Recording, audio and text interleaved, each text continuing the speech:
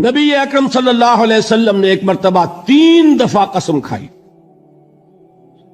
واللہ لا یؤمنو، واللہ لا یؤمنو، واللہ لا یؤمنو، خدا کی قسم وہ شخص مومن نہیں، خدا کی قسم وہ شخص مومن نہیں، خدا کی قسم وہ شخص مومن نہیں۔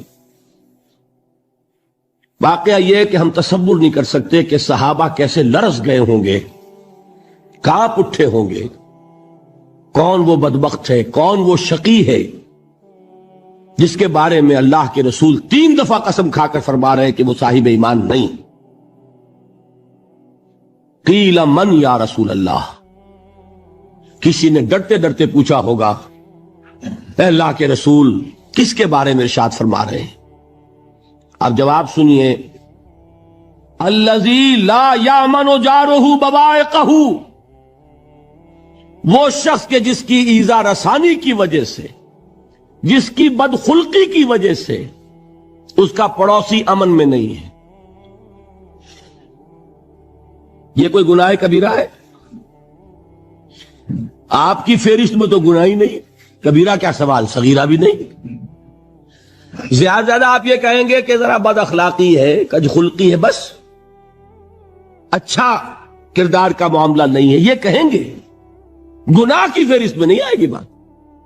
کبیرہ بہت بڑی شے ہے، لیکن اس پر اللہ کے رسول نے 3 دفعہ قسم کھائی، ایمان نہیں ہے، ہرگز نہیں ہے، خدا کی قسم نہیں۔ اب بتائیے ایمان اور عمل علیحدہ ہو جائیں گے کیا؟ یہ ہے مسئلہ جو امام بخاری کے سر پہ ہے۔ اور سنیے، فرمایا حضرت انس ابن مالک نے، یہ روایت جو میں نے آپ کو ابھی سنائی ہے یہ کوئی ایسی ویسی روایت نہیں ہے، متفق علیہ ہے، بخاری اور مسلم دونوں میں موجود، اس سے اونچا درجہ روایت کا ہے ہی نہیں۔ راوی کون؟ ابو ہریرہ رضی اللہ تعالی، ان کی والدہ لے کر حاضر ہو گئیں، یہ بچہ حضور آپ کی خدمت میں رہے گا، آپ کی خدمت کرے گا، آپ کے پاس رہے گا، ٹھیک ہے۔ وہ حضور کے خادم خاص ہے، جیسے ذاتی کوئی ہوتا ہے معاملات میں مدد کرنے والا، خدمت کرنے والا، وہ ہے انس ابن مالک۔ کیونکہ ان کا تعارف ہو گیا ہے رضی اللہ تعالیٰ عنہ، تو ایک بات پہلے اور سنا دوں، جو بچہ اپنے اس بچپن سے لے کر 9 برس کی عمر تھی جب آئے حضور کے پاس، انتقال کے وقت عمر کتنی ہوگی؟ 19 برس، 10 برس حضور کی خدمت میں رہے۔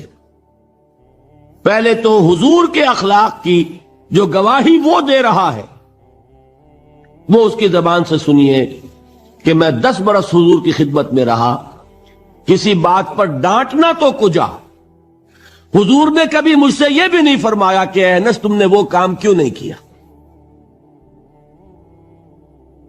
یہ ہے ایک آقا کی حیثیت سے محمد الرسول اللہ صلی اللہ علیہ وسلم کا اخلاق۔ اگر نہیں کیا خود کر لیا، کوئی ڈانٹ ڈپٹ نہیں، حالانکہ بچے ہیں، بچوں کو ویسے بھی ڈانٹ ڈپٹ دیا جاتا ہے، لیکن نہیں۔ اب ان صحابی کی ایک گواہی سنیے، قلما خطبنا رسول اللہ صلی اللہ علیہ وسلم الا قال، فرماتے ہیں کہ شاذ ہی کبھی ایسا ہوا ہوگا کہ حضور نے کبھی خطبہ ارشاد فرمایا ہو اور اس میں یہ الفاظ نہ ہو۔ الفاظ سمجھ رہے؟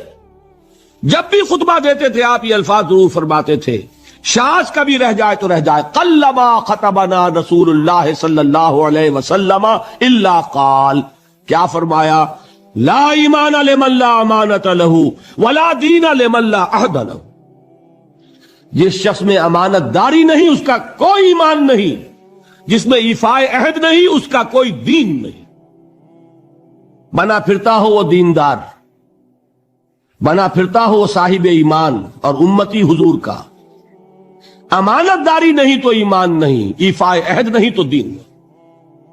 کس کا فرمان ہے؟ کسی آج کے زمانے کے مفتی کی بات نہ سمجھ لیجئے گا کہ جس کو آسانی سے آپ چاہیں تو رد کر دیں، یہ محمد الرسول اللہ صلی اللہ علیہ وسلم نے فرمایا۔ اور سنیے پھر ایک متفق علیہ روایت، بخاری اور مسلم کی، راوی پھر کون ہے؟ ابو ہریرہ رضی اللہ تعالیٰ عنہ۔ فرماتے حضور نے ارشاد فرمایا لا یزنی الزانی حین یزنی وہو مومن ولا یسرق السارق حین یسرق وہو مومن ولا یشرب الخمر حین یشرب وہو مومن. کوئی زانی حالت ایمان میں زنا نہیں کرتا. کیسے ممکن ہے؟ ایمان ہو اور زنا ہو جائے، پھر وہ ایمان دھیلے کا ہوا. کیا قدر و قیمت اس ایمان کی؟ وہ تو اٹھا کر پھینک دینے کی چیز ہے. ایمان اور اخلاق پہ اثر انداز نہ ہو، ایمان اور کردار کو نہ بدلے، ایمان اور عمل کو نہ بدلے تو کس مرض کی دوا؟ پھینکو اٹھا کر. نہیں ممکن کہ ایمان ہو اور زنا ہو، نہیں ممکن کہ ایمان ہو اور چوری ہو. لا یسرق السارق حین یسرق وہو مومن.